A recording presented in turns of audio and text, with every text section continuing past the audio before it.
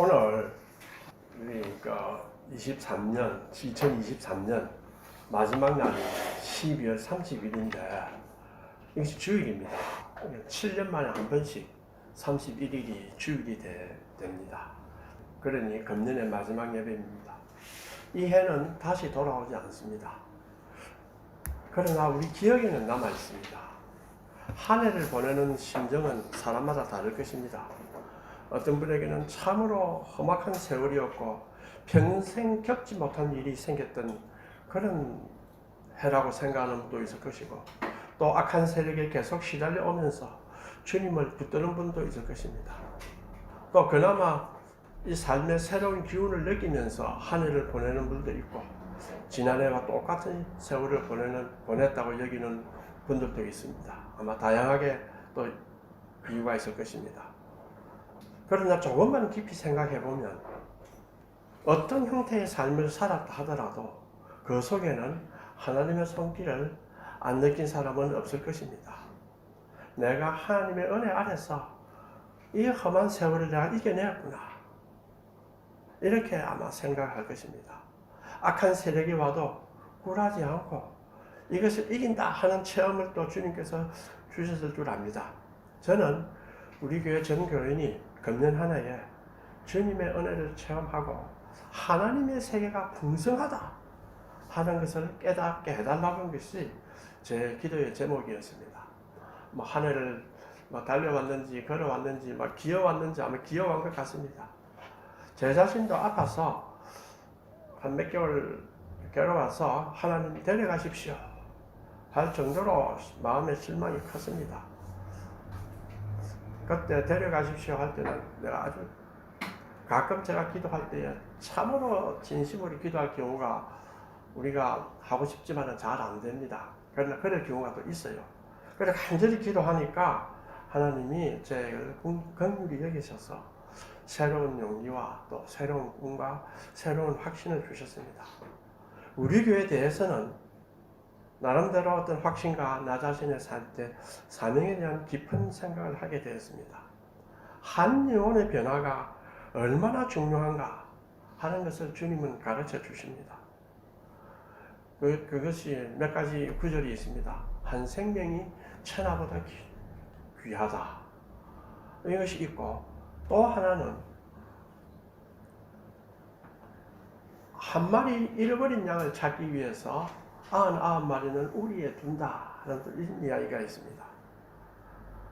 이것은 한 영혼이라고 하는 것은 그만큼 영혼이 중요하다. 양으로 결정하지 마라. 우리 사회는 모든 걸 기준으로 하려고 하니까 전부 다 양화시킵니다. 수학적으로 다 만들어시킵니다. 제가 한번 생각해 봤어요. 왜 이렇게 수학적으로 다 해야 되느냐? 우리 인간에게는 재성이 있기 때문에 질적인 걸 가지고 서로 비교를 하면 속이고 승복하지 않습니다. 왜? 인간은 타락했기 때문에.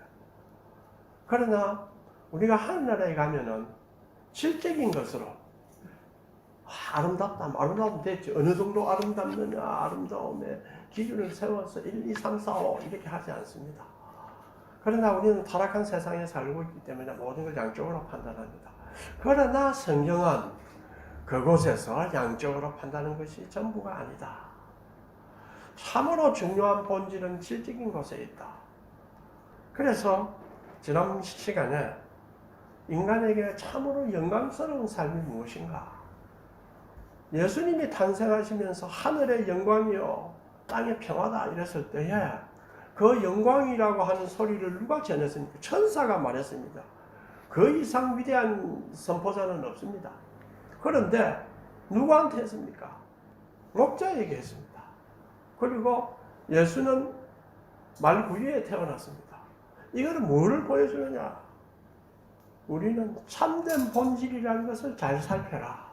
너희들은 본질을 보지 않고 세상의 간섭과 세상의 물질들 양해해서 사물을 보려고 한다. 그것을 고쳐라 하는 큰 기준입니다. 그래서 고난과 고통 속에서도 절망하지 않고 인내하며 이기면서 살아가는 것이 어떤 삶인가? 가장 영광스러운 삶이다. 그러나 세상에서는 그렇게 생각하지 않습니다. 아, 우리 아버지 목사들 사이에서는 총회장을 했다. 큰 교회 뭘 했다. 우리 아버지 돈을 많이 벌었다. 이런 걸로 평가를 합니다. 세상에서는. 그러나 그리스도인들은 우리가 질투하거나 분내거나 할 필요는 없습니다. 하나님은 그분이 하나님의 은혜에 의해서 했으면 좋은 것이죠. 그런데 하나님은 중요한 것은 무엇에 있느냐? 본질에 있다 하는 것을 가르쳐 줍니다. 사실은 이러한 것이 표현된 내용이 있는데 카라마조프가의 형제들이라고 쓰는 도스토옙스키 한 이야기가 있습니다. 거기에 보면 이웃은 사랑하지 않고 인류를 사랑한다. 한 여인이 조시마 장로가 설교를 했습니다. 이웃을 사랑하라, 형제를 사랑하라 하니까 한 여인이 손을 들어서 장로님, 나는 인류를 사랑합니다. 인류에 얼마나 좋습니까? 민중을 사랑합니다. 얼마나 좋습니까? 그러나 이웃은 사랑하기 싫습니다. 지저분하고 민중은 옆에 사람은 보기 싫고 이웃 사랑하기 싫습니다. 어쩌보면 이것이 우리 세계의 큰 비극입니다. 이웃은 사랑하기 싫은데 옆에 있는 형제나 가족은 사랑하기 싫은데 하나님을 사랑하고 인류를 사랑한다. 얼마나 이상하지 않습니까? 얼마나 큰 역설입니까? 이것이 우리 세계의 큰 비극입니다. 그래서 주님이 역으로 99마리의 양을 두고 한 마리의 양을 구하러 나갔다. 우리가 나같이 보잘것 없지만은 주님은 나를 위해서 십자가를 지셨다. 이 큰 은혜는 말로만 혹은 명목적인 것이 아닙니다. 이것은 내가 믿거나 내가 그걸 받아들이거나 상관없이 이것은 객관적 진리입니다. 다만 그걸 믿고 받아들이는 사람에게는 하나님의 은혜가 임할 뿐입니다. 이 깊은 은혜를 받아들이면 용기가 생기고 삶이 바뀝니다. 불행한 것은 우리가 이것을 외면하고 자기 생각에 빠져서 현실에 대해서 불평하면 은혜를 주어도 알지 못합니다.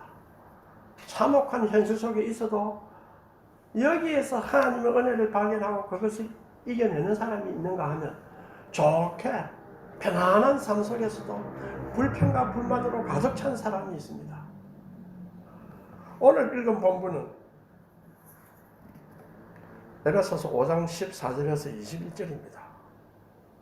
제가 이 본문을 택한 것은 한 해는 돌아오지 않는다.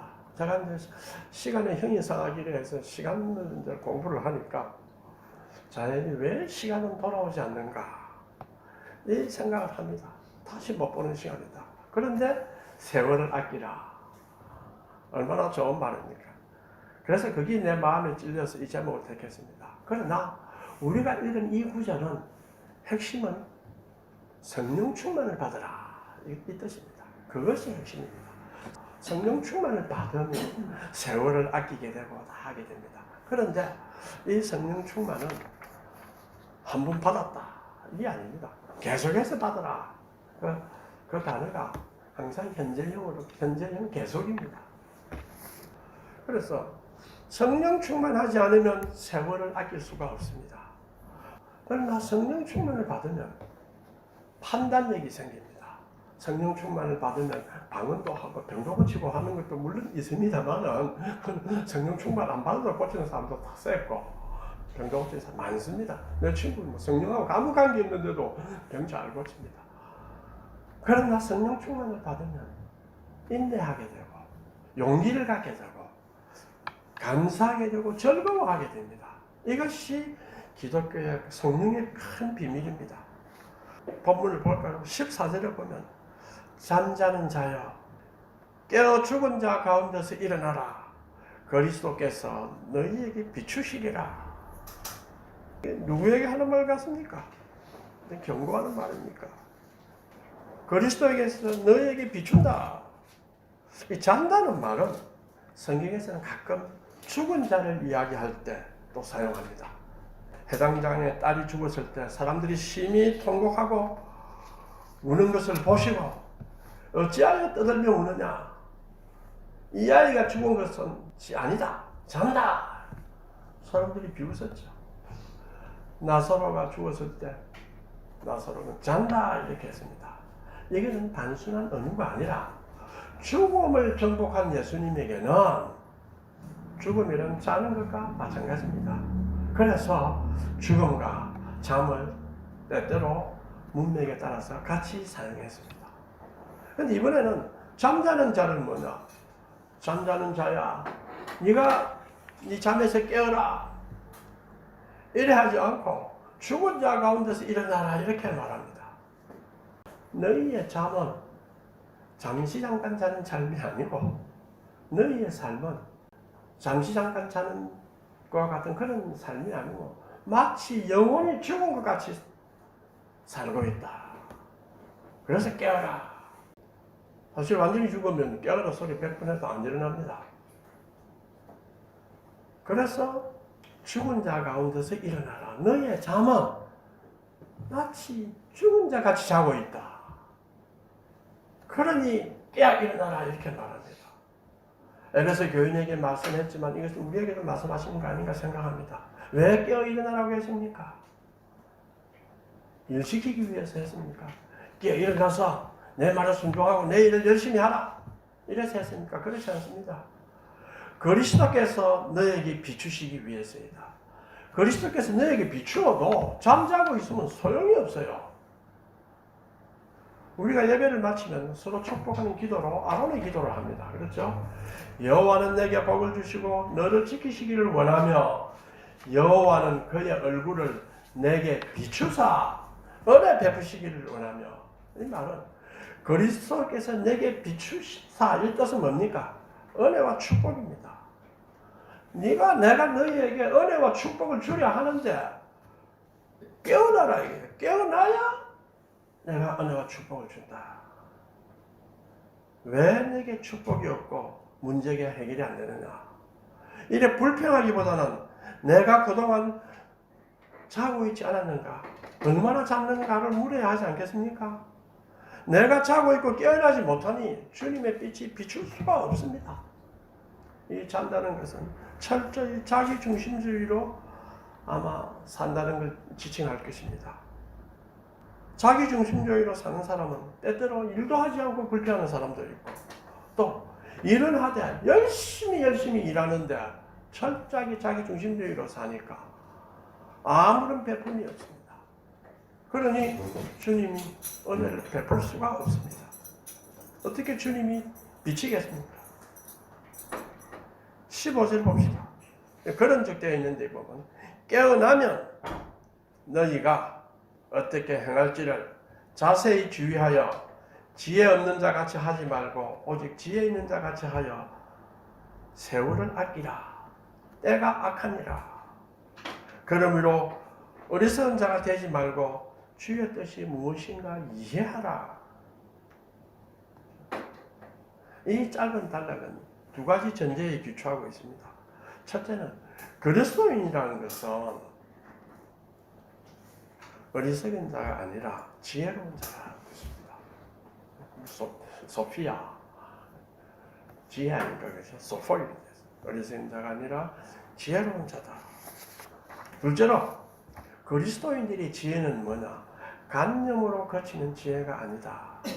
히브리서 개념으로 어떻게 행동해야 할지를 가르쳐주는 실제적인 지혜라는 것입니다. 바울이 행동하다라는 의미로 이 서신서 전체에서 사용하는 단어는 히브리적인 개념의 행하다입니다. 그는 우리 그리스도인의 행함 혹은 행동은 더 이상 세상과 육신과 마귀를 따르는 것이나 이방인들과 같은 것이 되어서는 안 된다는 걸 말하고 있습니다. 오히려 하나님의 부르심에 합당하게 사랑 가운데서 빛의 자녀들처럼 행해야 한다. 이걸 이야기를 합니다.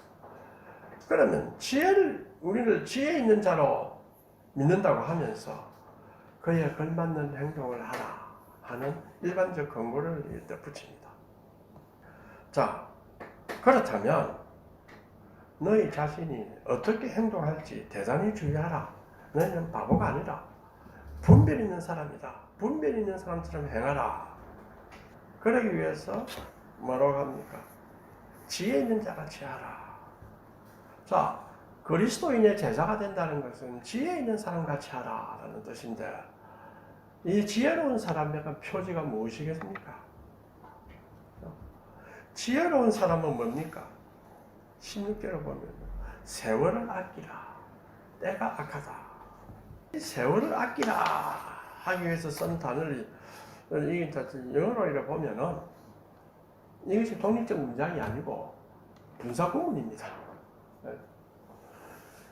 그런데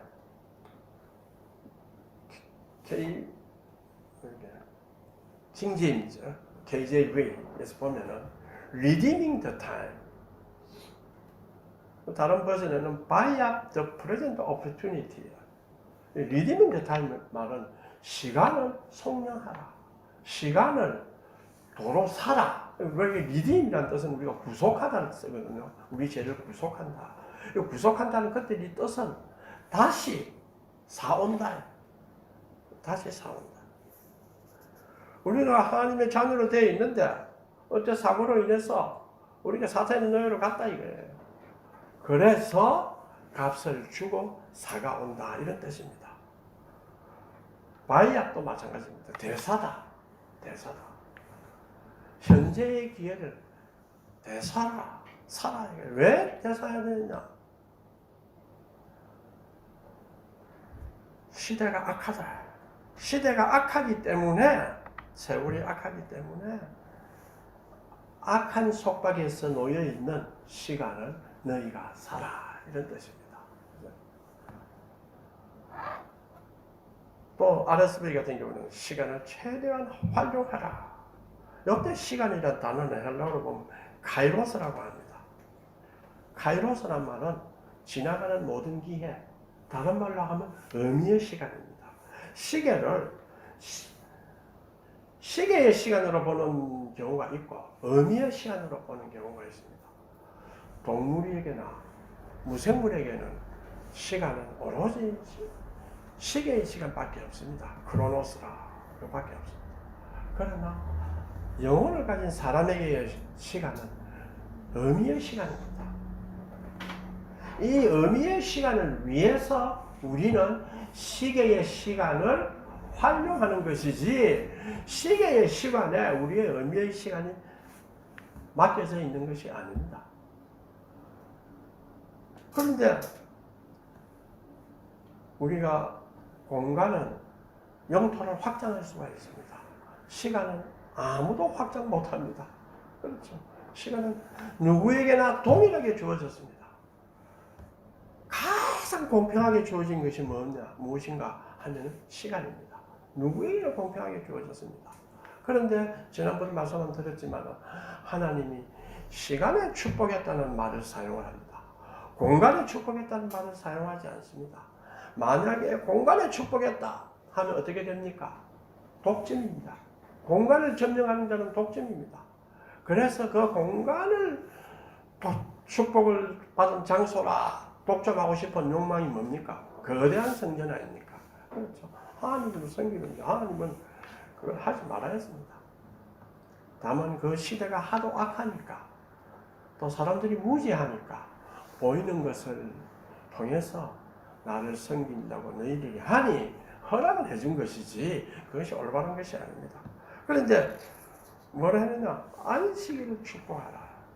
안식일은 시간을 축복한 겁니다. 나를 축복했습니다. 왜 나를 축복했느냐?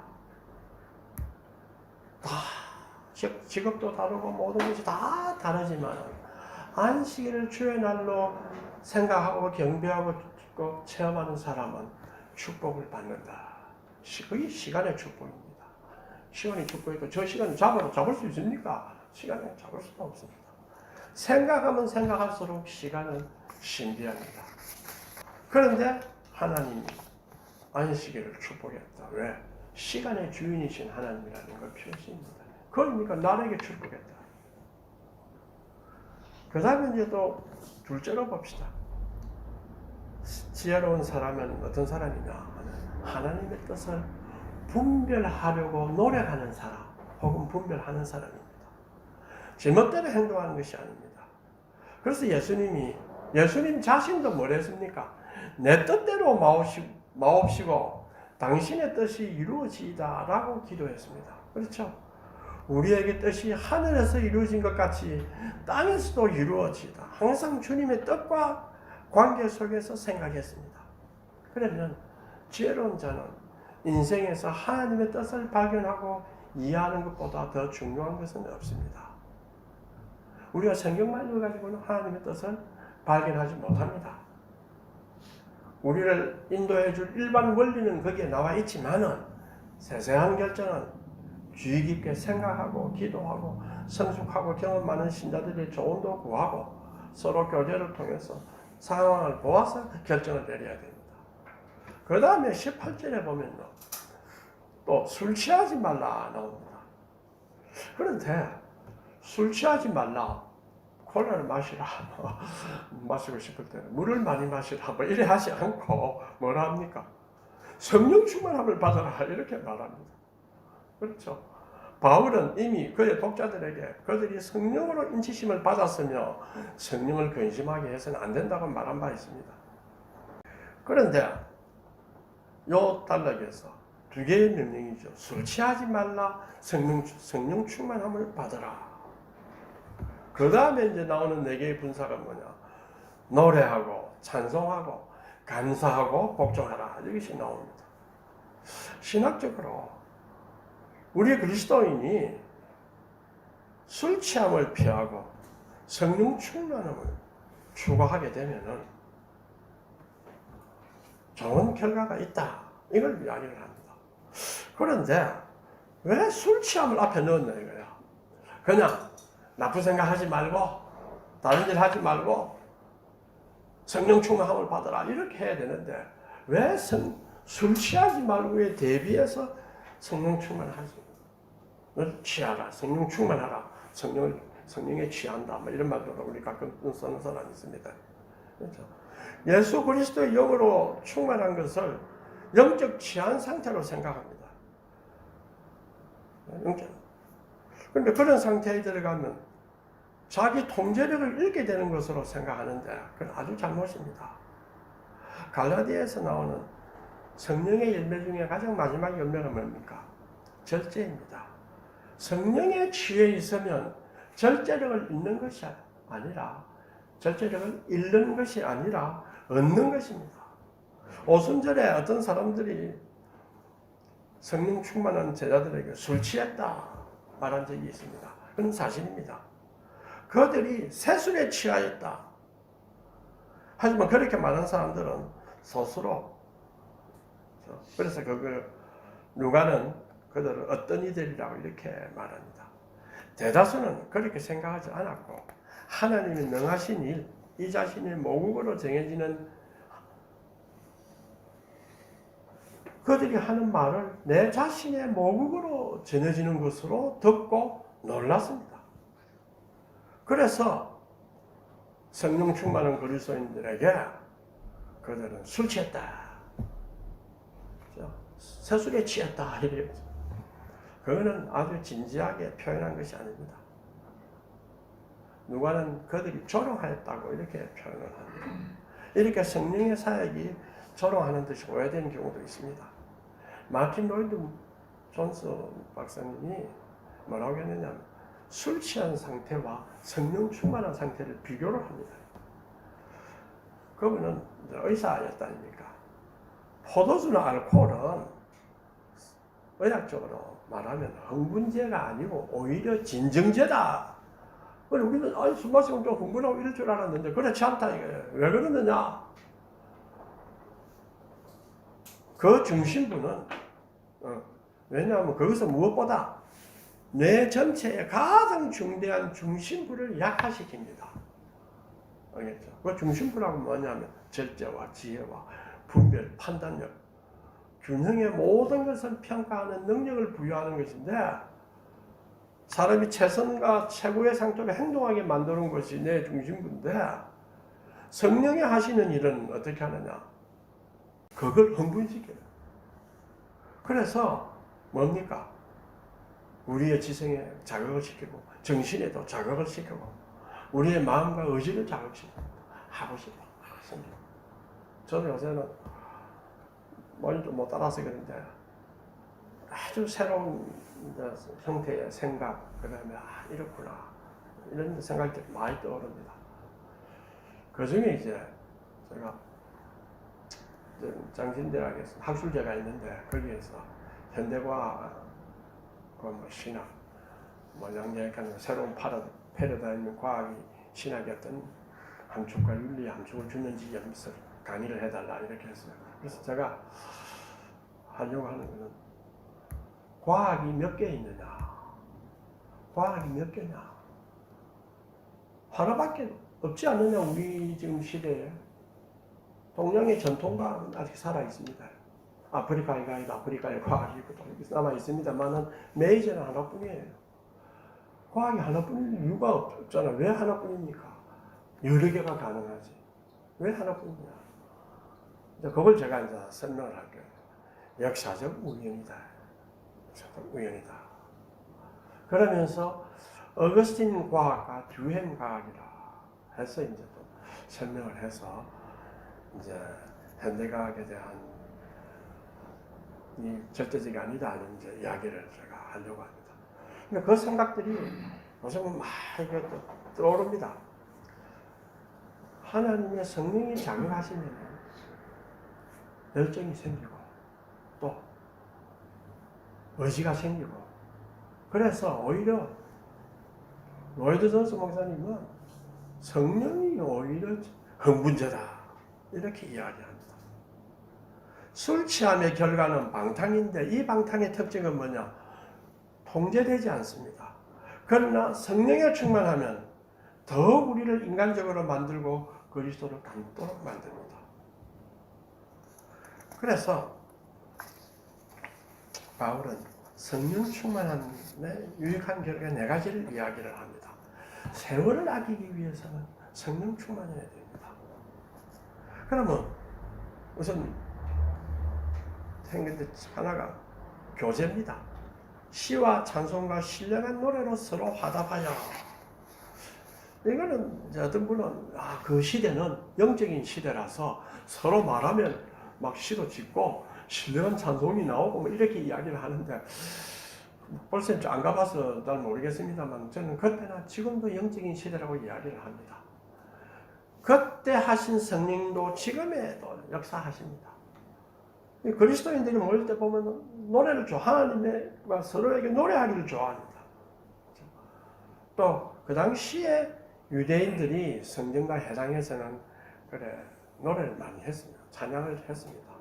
그래서 일반 사람과 좀 달랐죠. 그리고 초대 그리스도인들도 동트기 전에 서로 만나서 서로 교대로 찬양을 했습니다. 그리고 찬송을 부르면 상대방도 찬송도 부르고 이렇게 해서 교제를 하게 됩니다. 성령이 충만하면. 그 다음에 이제 예배를 잘 드려야 됩니다. 너희 마음으로 주께 노래하는 찬송하라. 예배를 통해서 우리가 주께 노래하고 찬송하고 말씀을 듣습니다. 그 다음에 또 중요한 게 무엇인가 하면 감사입니다. 범사에 우리 주 예수 그리스도 이름으로 항상 감사하라. 불평하는 마음은 성령과 조화롭지 못합니다. 그런데 하나 생각해 보십시오. 감사는 진심으로 해야 되는데 억지로 감사. 내한테 좋은 게 안 일어나는데 내가 어떻게 감사하느냐. 그렇죠. 그래서 감사를 조건을 답니다. 하나님 오늘 좀 좋은 걸 이루게 해주십시오. 성경은 하나님은 다 하시지만 너희들은 기도하라 했기 때문에 우리는 말씀에 붙여서 열심히 기도합니다. 이루어 주십시오. 기도합니다. 그 다음에 이루어지고 안 이루어주는 건 누가 합니까? 하나님이 하십니다. 방법이 없습니다. 그런데 하나님께 그렇게 기도를 하고 할 때에 내가 생각하는 방식으로 좋은 일이 안 일어났다고 해서 반드시 그것이 악한 일인가 하면 그렇지는 않습니다. 우리는 워낙 유한하고 또 그 다음에 죄가 많아서 하나님의 뜻대로 사물을 보지 못하고 자꾸 자기 중심적으로 봅니다. 그렇기 때문에 감사할 조건이 없다 이런 말은 할 수가 없습니다.